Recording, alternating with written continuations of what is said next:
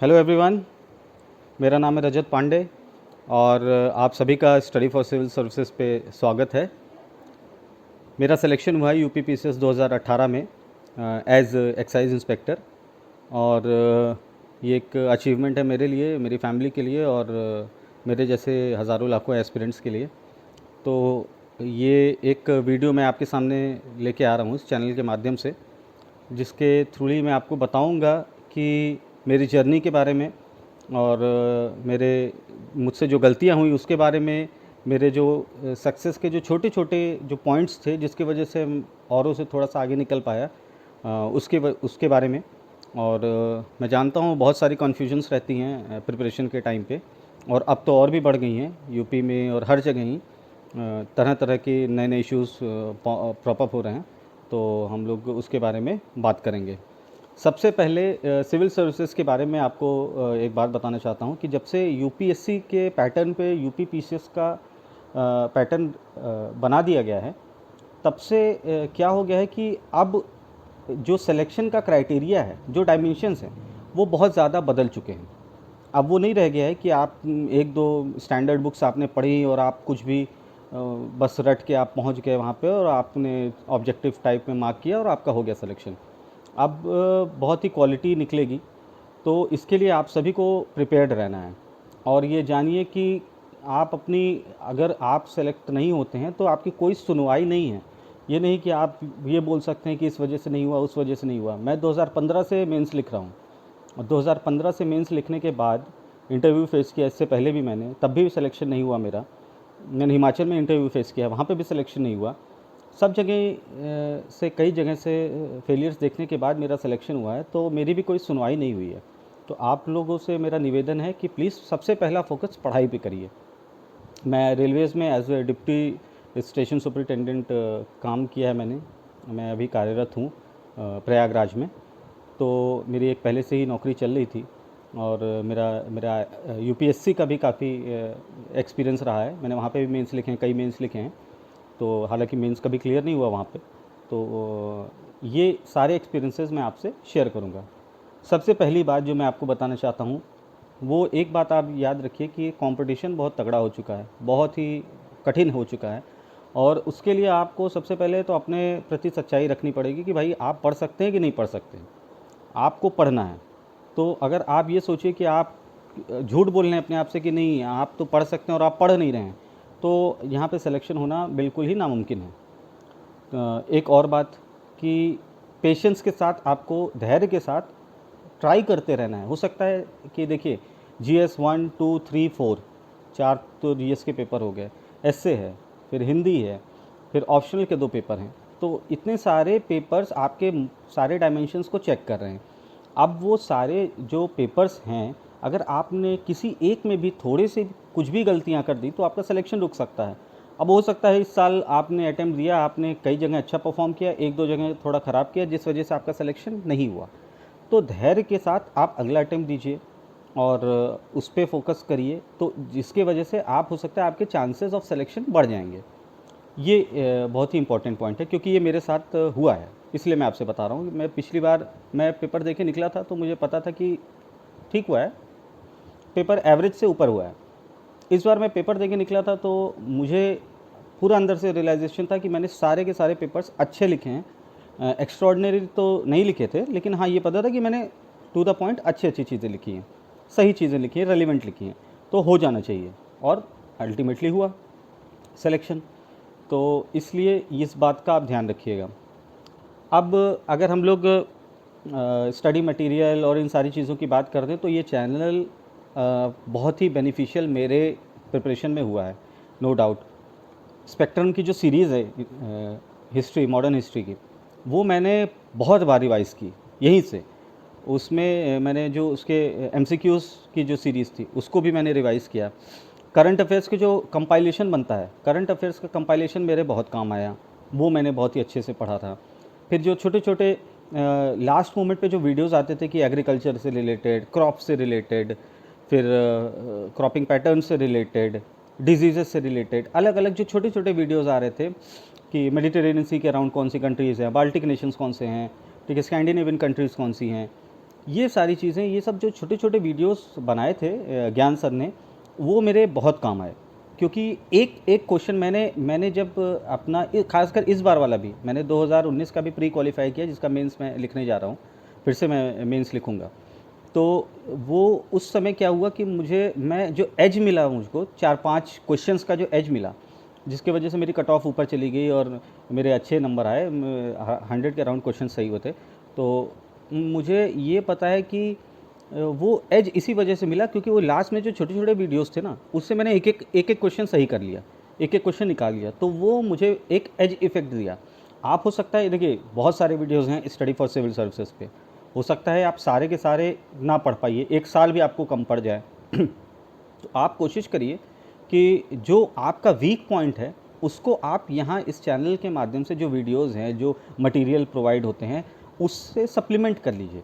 वहाँ पे आपको बहुत फ़ायदा होगा, आप मेरी बात मानिएगा, आपको ज़रूर फ़ायदा होगा। और जब आप एग्ज़ाम दे के निकलेंगे तो आपको पता चलेगा कि आपने 6-7 क्वेश्चन, 8 क्वेश्चन औरों से ऊपर किए हैं।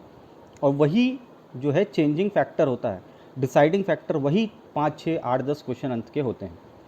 ये बात स्टडी मटेरियल को लेके थी। और स्टडी मटेरियल ज्ञान सर का बहुत ही अच्छा है, स्टडी फॉर सिविल सर्विसेज का बहुत ही अच्छा स्टडी मटेरियल है, उसको आप बेझिझक यूज़ कर सकते हैं। अब यूपी में जो बदलता हुआ पैटर्न है, उसके अकॉर्डिंग आपको अपनी प्रिपरेशन में क्या चेंजेस लाने हैं। देखिए, पैटर्न चेंज हुआ है। बहुत सारे ऐसे लोग थे जो 2-4 किताबें पढ़ के, मैं किसी को क्रिटिसाइज़ नहीं कर रहा हूँ, लेकिन मैं बता रहा हूँ क्योंकि ये मेरे साथ खुद हुआ है। मैं जीएस का पेपर, जीएस 1-2 का जब मैं दे के निकला पिछली बार, तब पुराने पैटर्न पे था, तो मेरा उतना अच्छा नहीं गया, मेरा पेपर उतना अच्छा नहीं गया।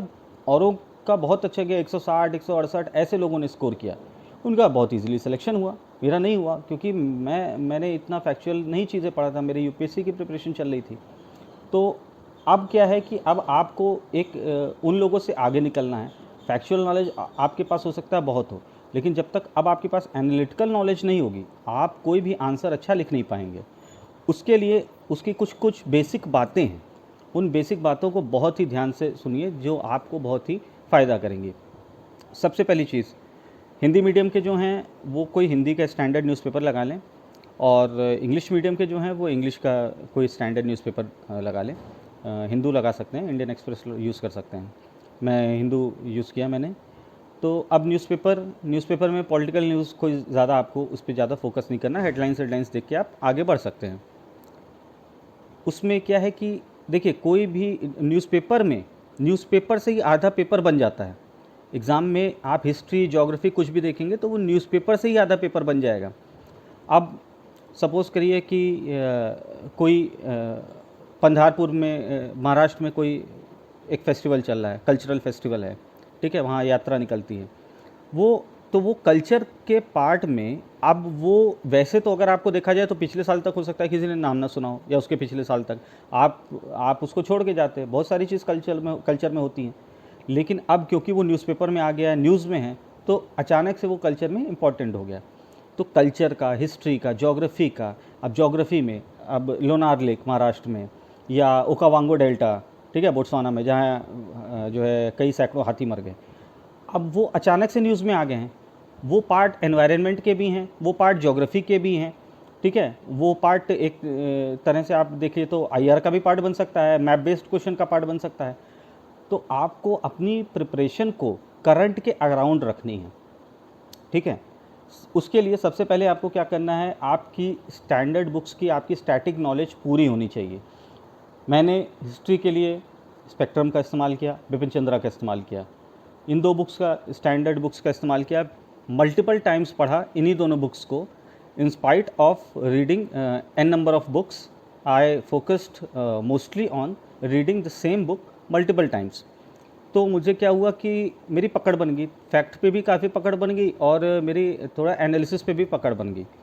तो ये वो जो स्टैंडर्ड बुक्स थी, इसको यूज़ करके आप अपनी कन्वेंशनल नॉलेज को, आप अपनी फैक्चुअल नॉलेज को, आप अपनी बेसिक नॉलेज को स्ट्रॉन्ग कर सकते हैं। ये एक बेस है, इसके ऊपर आप अपना पिलर बनाएंगे, ठीक है, उसके ऊपर ही इमारत बनेगी, ये बेस है। ज्योग्राफी में एनसीईआरटीज़ आपको पढ़नी ही पढ़नी है। ज्योग्राफी की 11th 12th पढ़ सकते हैं, 6 से लेकर 12th तो पढ़िए, बहुत अच्छी बात है। नहीं है टाइम तो 11th-12th पढ़ के जाइए। हिस्ट्री 11th-12th पढ़ के जाना है। इकोनॉमिक्स बहुत ज़रूरी है, क्लास 11th की इकोनॉमिक्स की एनसीईआरटी वो आप पढ़ के जाइए। 12th एनसीईआरटी पढ़ के जाइए। कल्चर की जो है एनसीईआरटी आप पढ़ के जाइए, वो उससे मोस्टली क्वेश्चंस उससे आएंगे। अब जैसे जैसे पैटर्न चेंज हो रहा है मोस्टली क्वेश्चंस उससे आएंगे। ये एनसीईआरटीज़ आप कवर कर सकते हैं। एनसीईआरटी कवर करने के बाद ज्योग्राफी में आप जीसी लियोंग पढ़ सकते हैं। जीसी लियोंग पढ़िए, जिससे कि आपकी जीसी लियोंग आपकी एनालिटिकल नॉलेज भी स्ट्रॉन्ग कर देगा और आपकी बेसिक फैक्चुअल नॉलेज भी स्ट्रॉन्ग कर देगा। वहाँ से आपको प्रीलिम्स में भी क्वेश्चन मिलेंगे, वहाँ से आपको मेंस में भी क्वेश्चन मिलेंगे। वो एक बहुत ही स्टैंडर्ड बुक है।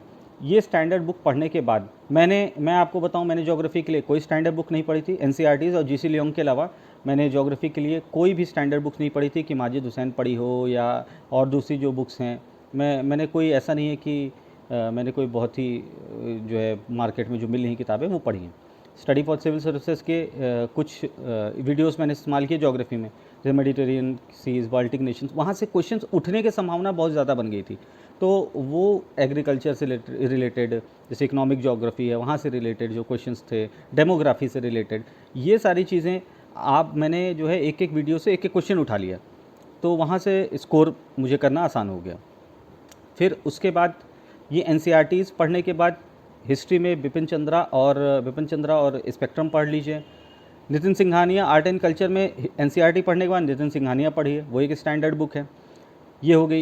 इकोनॉमिक्स में आप जो है ये पढ़ सकते हैं। एनसीईआरटीज़ आपके लिए सफिशिएंट है। एनसीईआरटीज़ पढ़ने के बाद आप करंट पे फोकस करिए। एनसीईआरटी का कंसेप्ट और करंट का मटेरियल कंटेंट आप यूज़ करके बहुत अच्छा आंसर लिख भी सकते हैं और आपका प्रीलिम्स भी फोकस हो जाएगा। तो इकोनॉमिक्स भी आप वहाँ से प्रिपेयर कर सकते हैं।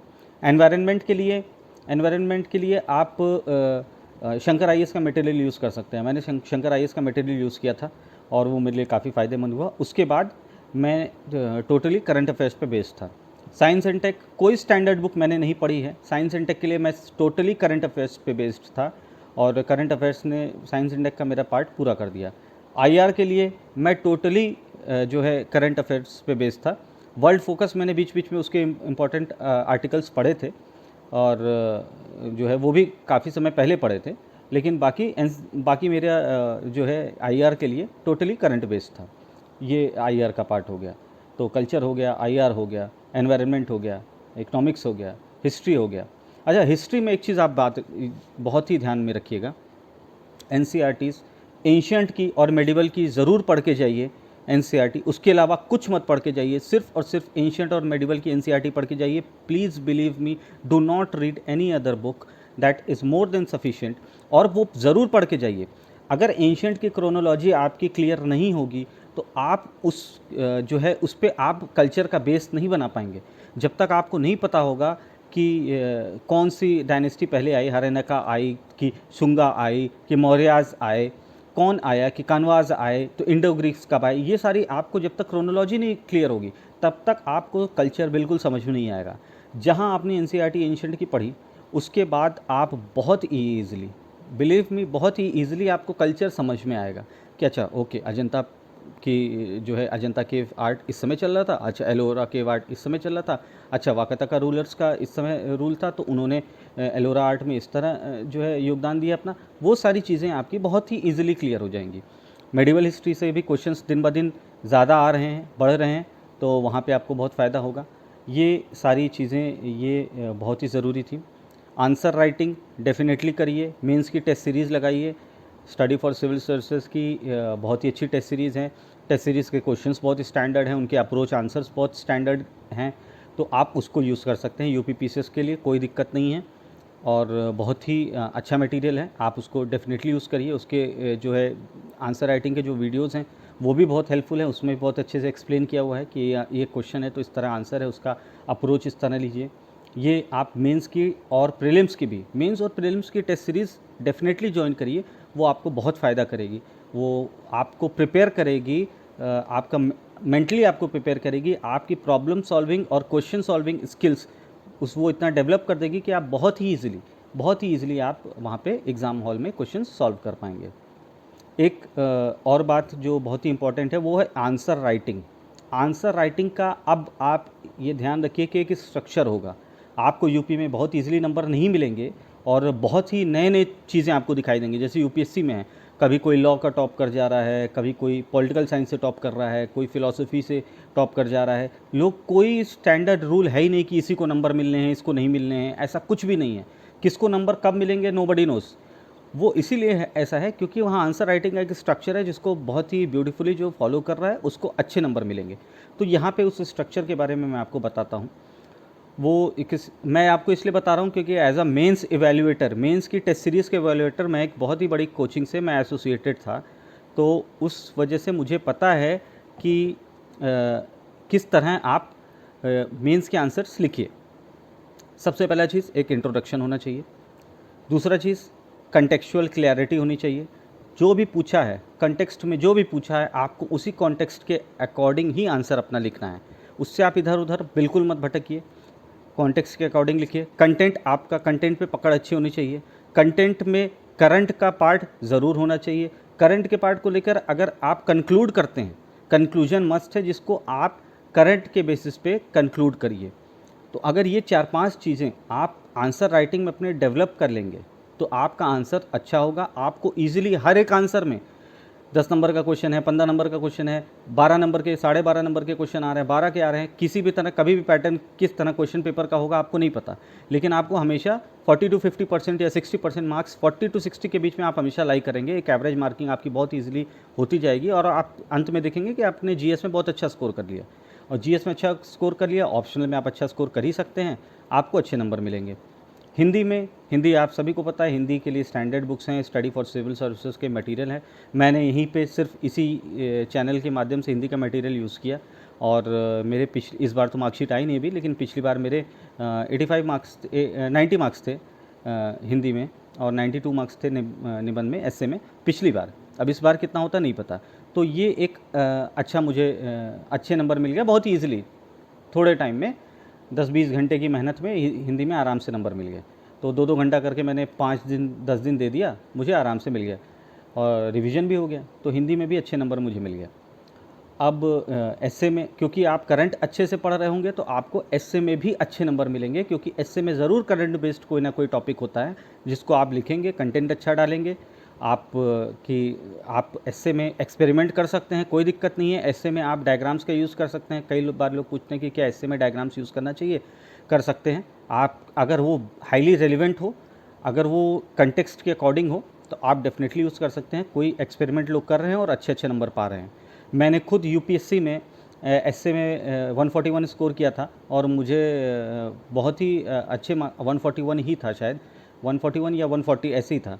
और मुझे एस्से में इसलिए भी ये मेरे लिए अच्छे मार्क्स थे, 250 में 140-141 नंबर, वो इसलिए भी मिले क्योंकि मैंने वहाँ पे एक्सपेरिमेंट किया था। मैंने डायग्राम्स बनाए थे, फ्लो चार्ट्स बनाए थे और वो रेलिवेंट भी थे, तो मुझे ठीक ठाक नंबर मिले।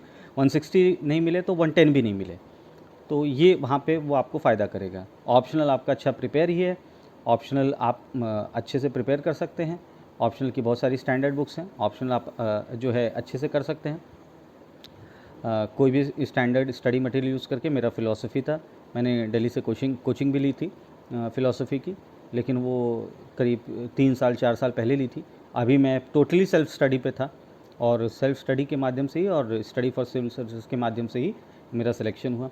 तो अगर अब मोस्टली, वैसे तो बहुत सारी चीज़ें बताने के लिए, नोट्स मेकिंग है, आंसर राइटिंग में और भी बहुत सारी चीज़ें हैं, मटेरियल, करंट के मटेरियल आप और कहाँ से यूज़ कर सकते हैं, न्यूज़ पे बहुत सारी चीज़ें हैं। ये एक बहुत ही बड़ा एक समुद्र है जिसमें हाँ आप बहुत सारी चीज़ पूछने के लिए भी है, डाउट्स भी हो सकते हैं। लेकिन ये बेसिक चीज़ें अगर आपकी जो मैंने बताई हैं, ये अगर आपने नहीं किया तो फिर आप चाहे जो भी कर लीजिए, कितने भी अच्छे नोट्स बना लीजिए, आपको नंबर नहीं मिलने वाले हैं।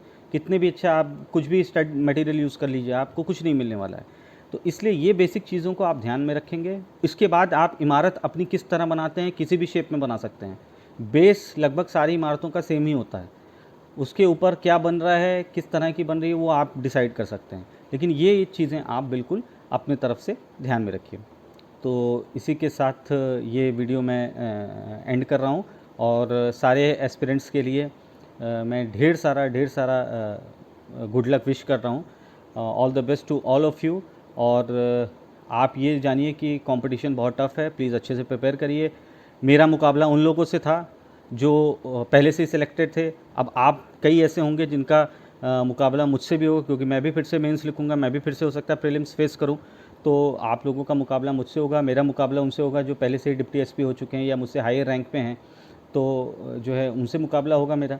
तो ये एक कंपटीशन है, इसको कंपटीशन को बहुत ही ईमानदारी से इसको कॉम्पीट करिए, और डेफिनेटली अगर आप चीज़ों को बहुत ही कोहेरेंटली और अच्छे से कर होंगे तो डेफिनेटली सिलेक्शन होगा, कोई दिक्कत नहीं है। बाकी अगर इसके अलावा किसी को डाउट है तो आप ज्ञान सर को मैसेज कर सकते हैं, उनसे पूछ सकते हैं, वो सारे डाउट्स वैसे भी क्लियर करते रहते हैं, इनकी पूरी टीम बहुत ही अच्छा काम कर रही है, उसको आप बता सकते हैं। और मेरा मीडियम इंग्लिश था, बता दूं कि वरना आप हो सकता है मैंने शायद बताया नहीं, मेरा मीडियम इंग्लिश था। और इसके बाद अगर किसी को और भी कोई डाउट होता है तो आप मुझसे डायरेक्टली भी कनेक्ट हो सकते हैं।